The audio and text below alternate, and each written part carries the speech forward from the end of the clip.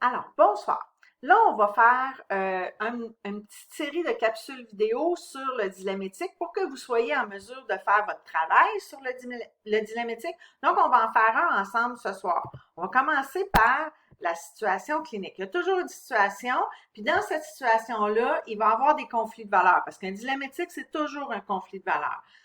Puis, la plupart du temps, surtout dans les exercices qu'on vous donne, le conflit de valeurs, c'est l'infirmière qui est pris avec. Donc, vous allez voir là, que même dans votre travail, c'est à peu près la même chose. Alors, Madame Geneviève Larivière, 65 ans, elle a un cancer cérébral, est en phase terminale.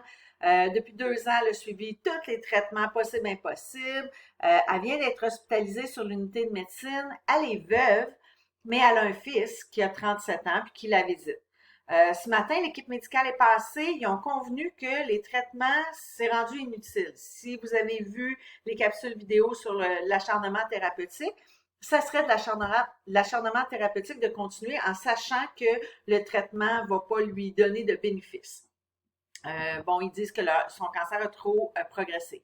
L'infirmière, Louise, qui est son infirmière sur l'unité, elle a traité Madame Larivière au cours de d'autres hospitalisations, parce que c'est pas la première fois que Madame Larivière est hospitalisée là. Lors d'un entretien, dans une hospitalisation antérieure, la patiente avait exprimé le souhait très calmement, de façon sereine, d'envisager de ne pas avoir de manœuvre de réanimation si jamais son cœur arrêtait de battre. À ce moment-là, elle était lucide, puis elle l'est toujours d'ailleurs. Elle était lucide, bien orientée dans les 3 sphères, puis d'ailleurs, ça se dit plus bien orientée dans les 3 sphères, c'est orienté dans les 2 sphères et reconnaît la personne. Elle trouvait qu'elle avait assez souffert de ses traitements, puis elle aimait mieux ne pas être réanimée. Mais il faut comprendre que c'était dans une hospitalisation antérieure. Alors, Louise l'infirmière, discute avec Stéphane pour lui expliquer la nécessité d'avoir une ordonnance de manœuvre de réanimation à cette hospitalisation-ci. Parce que même si elle avait signé les papiers dans les hospitalisations antérieures, il reste que à chaque fois qu'on part et qu'on revient, c'est à refaire ce genre de truc-là. Donc, en ce moment, il n'y en a pas d'ordonnance de réanimation ou de non-réanimation. Si jamais elle avait un arrêt cardio-respiratoire, il faudrait déclencher le code bleu. Alors, Stéphane, son fils, estime que sa mère n'est pas prête à aborder la question de fin de vie. Il veut à tout prix sauver la vie de sa mère. Louise pense que ça serait une bonne idée de réunir la famille pour en discuter parce que dans le fond, ça serait à madame de prendre la décision. Mais Stéphane refuse. Il dit que sa mère n'est pas prête à délibérer sur ce sujet-là. Et puis là, Louise est comme pris entre l'arbre et l'écorce. Elle ne sait pas trop comment agir. Donc, dans tous les dilemmes éthiques et dans le travail que vous allez avoir à faire pour cette session-ci, il y a toujours 8 étapes. Vous allez me dire, c'est évident, la réponse au dilemme éthique. Je sais que c'est évident. Puis, tous les exercices qu'on va vous faire faire, c'est pas vraiment des dilemmes éthiques parce que on le sait, c'est quoi la réponse. L'idée de vous faire faire tout ce processus-là, c'est de comprendre pourquoi la réponse est si évidente. Parce qu'il y a des règles à suivre, il y a des lois à suivre, il y a des règlements qui s'imposent. On prend pas une décision juste parce que toi, tu penses que c'est la bonne décision. On prend une décision parce que légalement, éthiquement, c'est la décision à prendre. Donc, dans tous les travaux, il va toujours avoir 8 étapes. Puis, on vous les donne. Vous l'avez sûrement vu dans votre travail de session.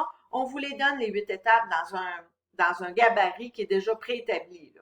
Alors, étape numéro 1, collecter les éléments essentiels.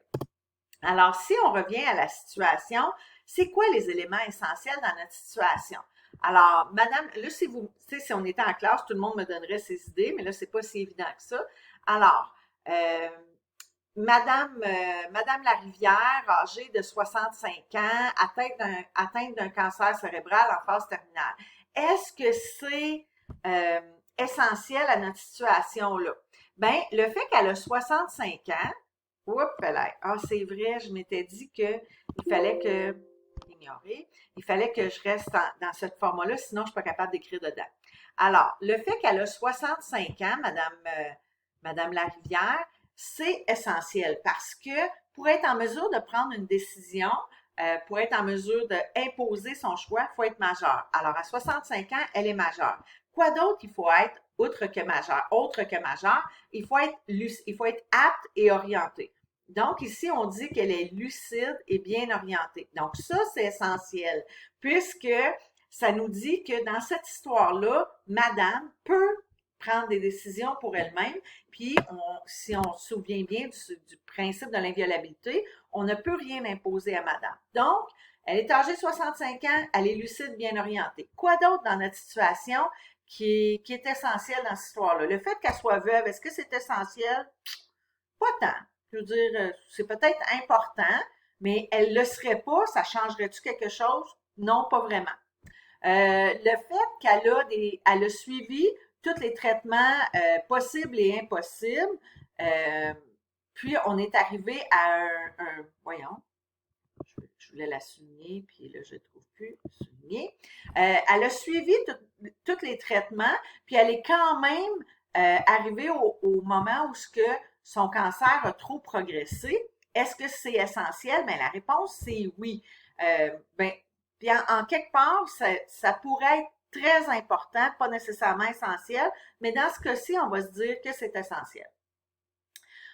Ensuite de ça, quoi d'autre qui est essentiel à notre dilemme éthique? Alors, je vous dirais, est-ce qu'il y a une ordonnance de non-réanimation pour madame? Et la réponse, c'est non.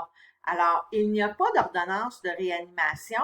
Est-ce que c'est important dans notre dilemme ici? Et parce que le dilemme, dans le fond, ça va être, puis on va y arriver à la troisième étape, mais ça va être parce que c'est Louise qui se demande comment agir. Là. Elle ne sait pas quoi faire. Est-ce qu'elle écoute madame qui a déjà dit qu'elle ne voulait pas être réanimée ou elle écoute son fils qui dit non, non, non, ma mère n'est pas apte? Ça va tourner autour de ça, le dilemme éthique. Alors, le fait qu'il n'y a pas d'ordonnance, c'est essentiel parce que s'il y en avait une ordonnance, on ne se poserait même pas la question, mais en ce moment, il n'y en a pas d'ordonnance. Puis on va voir que ça, tout à l'heure, va faire que notre dilemme éthique ne peut pas être est-ce qu'on déclenche le code si jamais madame a un arrêt cardio-respiratoire ou on ne le déclenche pas. Ça, là, ce n'est pas un dilemme en ce moment parce qu'il n'y en a pas d'ordonnance de non-réanimation. Donc, on est obligé, en ce moment-là, on est obligé certaines connexions ne sont pas à jour. Ça va disparaître. On est obligé de réanimer madame. Donc, le fait qu'il n'y ait pas d'ordonnance de non-réanimation dans son dossier, c'est hyper important. Le fait que M. Stéphane refuse et dit que sa mère n'est pas prête, est-ce que c'est important? Oui, parce qu'en ce moment, c'est lui qui met les bâtons dans les roues. C'est lui qui dit à Louise, ma mère n'est pas prête à ça. Donc, oui, c'est essentiel puisque lui, il a pour son dire que sa mère n'est pas prête à ça. Alors, est-ce qu'il y a d'autres choses? Peut-être que vous pourriez dire, ah oui, oui, il y en a une autre chose qui est vraiment essentielle dans ce cas-ci. L'idée que la dame a déjà exprimé le fait qu'elle ne voulait pas être réanimée. Ici, elle l'avait déjà envisagé. Ça, c'est essentiel parce que le fait que vous le savez, que l'infirmière sait que madame a déjà exprimé ça, c'est essentiel. Ça fait que on n'a pas le choix de le prendre en considération. Ça fait partie de notre job comme infirmière qui applique le principe d'advocacy. Le principe d'advocacy étant je prends la défense de mes patients. Bien, si toi, tu sais que ta patiente a déjà dit ben j'aimerais mieux pas être réanimée parce que je pense que j'ai assez souffert de mon cancer. Si tu sais ça, puis là, le fils arrive puis il fait comme non, non, non, ma mère n'est pas prête à ça. Et t'as pas le choix, comme professionnel, t'as pas le choix de dire ben je suis vraiment désolée, mais votre mère, elle a déjà dit ça. Donc, il faut que je le prenne en considération. Donc, ça devient un point essentiel.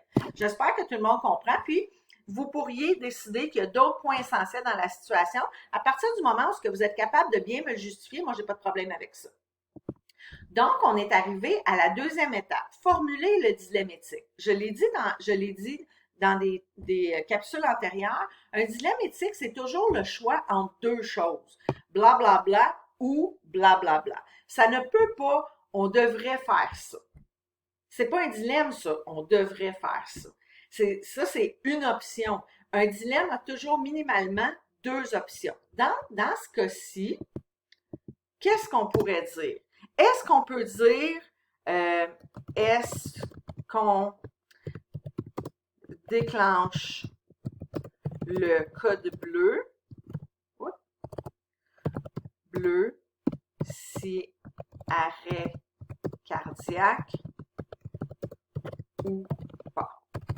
Et j'ai expliqué tout à l'heure pourquoi ça, c'est pas un dilemme qui est adéquat, parce que dans la situation, si on retourne ici, est-ce qu'on a le choix de déclencher le code bleu ou pas? Et la réponse, c'est non, on n'a pas le choix, parce qu'à partir du moment où il n'y a pas d'ordonnance, on est obligé.